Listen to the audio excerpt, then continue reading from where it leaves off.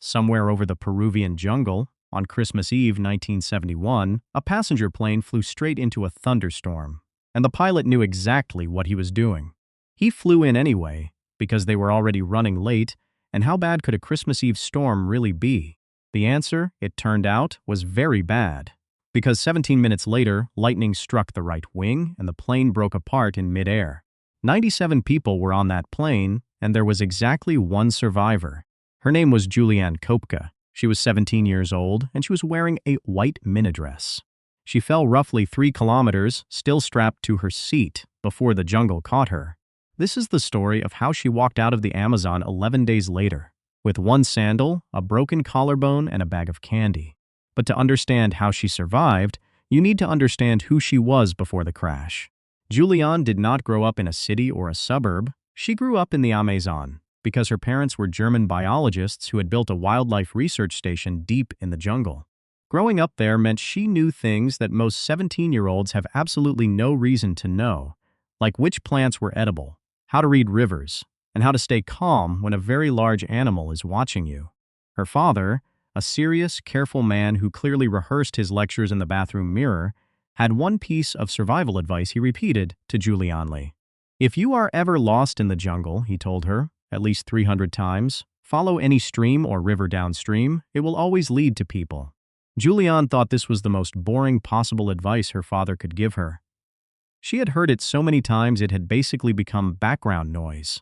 She would remember it 11 days after falling 3 kilometers out of a plane. So in retrospect, not boring at all. Now, back to Christmas Eve 1971 and the plane. Juliane and her mother had been to a school Christmas party in Lima, hence the minidress, and were now heading back to the research station for the holiday. The flight from Lima to Pucallpa should have taken 45 minutes. It was practically a short hop. Except, and this matters, the airline LANSA had a reputation that was, to put it charitably, not great. 3 of their planes had already crashed before this flight, which is the kind of statistic you would maybe want to know before buying a ticket. Into the storm they flew, and about 17 minutes in, the turbulence became something passengers had never experienced before. The lights in the cabin flickered and died, passengers started screaming, and then the whole plane seemed to shock itself apart. Juliane felt the seat next to her, where her mother was sitting, suddenly become open. The ceiling peeled back, the wind hit her like a freight train, and then Juliane lost consciousness. She was in free fall for somewhere between 2 and 3 minutes, unconscious, still in her seat, tumbling through the stormy sky at roughly 200 kilometers an hour. The jungle canopy saved her life. The layers of trees acted like a series of nets, each one absorbing more of the impact until she hit the ground. She landed, she was alive, and then she passed out again for the rest of that night. When she woke up the next morning, the assessment was not great. Broken collarbone, eye injury, deep gash on her arm, and she had lost one sandal somewhere between 10,000 feet and the jungle floor. What she did still have: one sandal, a white party dress, and a small bag of candy, 17 pieces. She called out for other survivors, louder and louder in every direction, and heard absolutely nothing back. She did find a row of 3 seats from the plane, but all 3 passengers were still strapped in, and none of them had survived the impact. The wreckage was spread over several square kilometers of dense jungle. There was no easy way to find anyone, and no one was coming to find her. She had to move, and that was when her father's extremely boring voice appeared in her head. Follow the water downstream. So she found the first trickle of water she could and started walking. Day 1, walked for hours through dense jungle, ate 1 piece of candy, sheltered under a massive leaf when the afternoon rain hit. Day 2, the stream she was following grew slightly wider, a good sign, and she saw her first family of caimans. Her parents had taught her exactly what to do: move slowly and steadily, no splashing, no sudden movements. Caimans react to disturbance, not to presence. She crossed safely every time. The jungle she had grown up in was terrifying to most people, but to Juliane, it was something closer to home. Day 3. The jungle sounds at night were extraordinary: howler monkeys, frogs, insects, a wall of noise that made sleep nearly impossible. Day 4. She was running low on energy and had allowed herself exactly 4 pieces of candy so far, 13 left. Day 5, and this is the part of the story that gets significantly more unpleasant. Juliane noticed that the wound on her arm had become infected, redness spreading, heat radiating from the skin, and she could feel something mooing inside it. Flies had laid eggs in the open wound at some point during the first days, and those eggs had become approximately 30 maggots. She had absolutely nothing to remove them with. No tweezers, no medicine, no tools of any kind. So she made the decision to keep walking and deal with them when she found something useful. Day 7, the stream had grown into a proper river, wide, brown, strong current, and that meant she was making progress. Her father's logic was playing out exactly as he'd promised. The stream led to this river, and the river was leading somewhere with people. Day 8, she passed the wreckage of a larger section of the plane, broken seats, scattered luggage, pieces of fuselage, and stopped to look for anything useful. She found sunglasses, which helped with the glare off the river, and a small bag of sweets from someone's luggage, which she decided not to eat out of respect.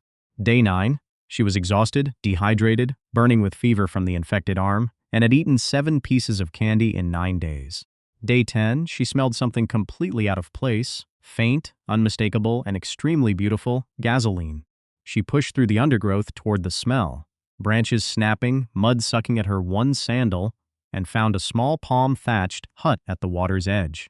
The hut was empty, no one home, but it had a hammock, some basic supplies, an outboard motor on the dock, and a red canister of gasoline. And here is where her father's extremely boring survival education had one final trick up its sleeve. Gasoline, poured into a wound, will kill maggots, and Juliane had 30 of them, a wound, and a canister of gasoline.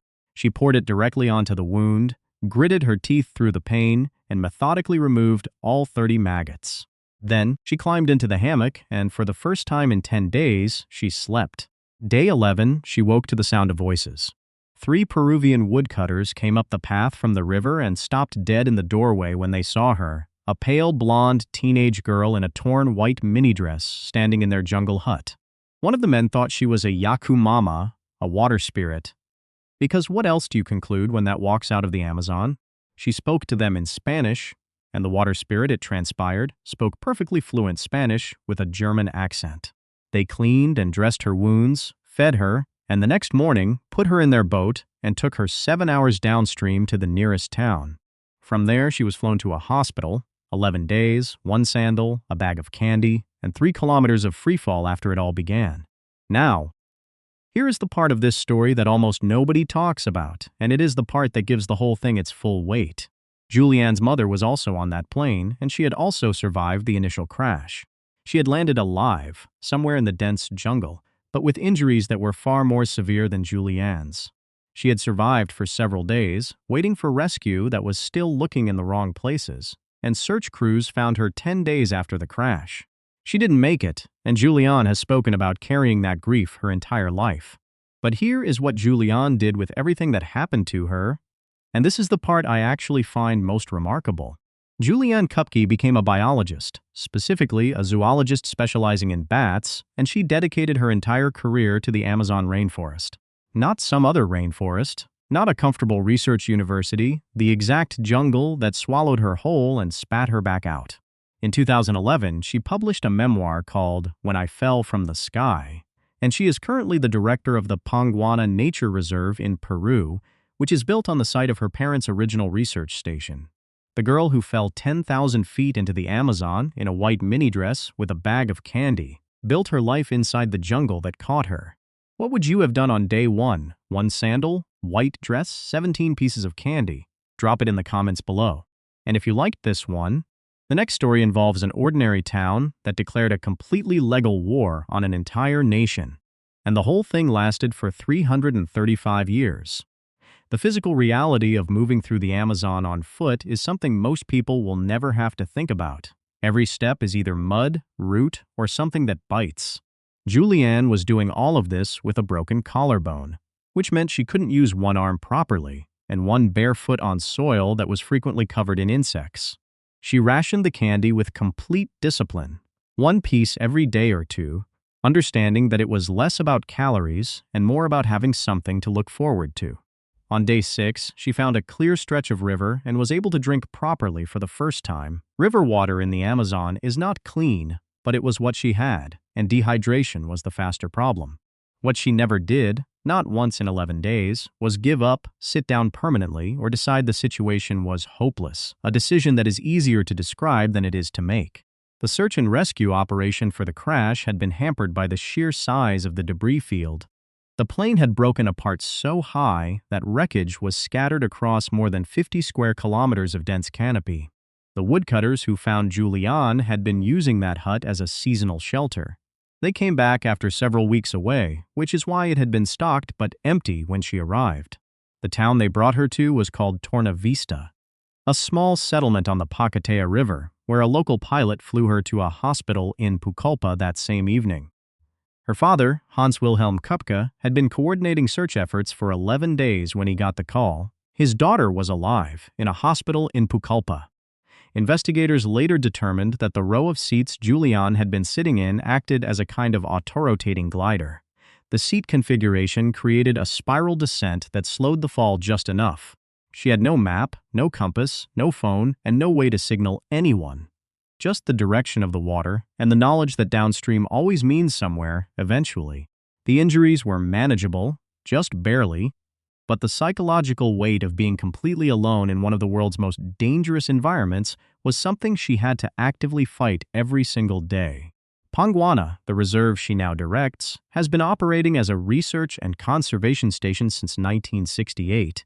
It was founded by her parents the year before Juliane turned 15.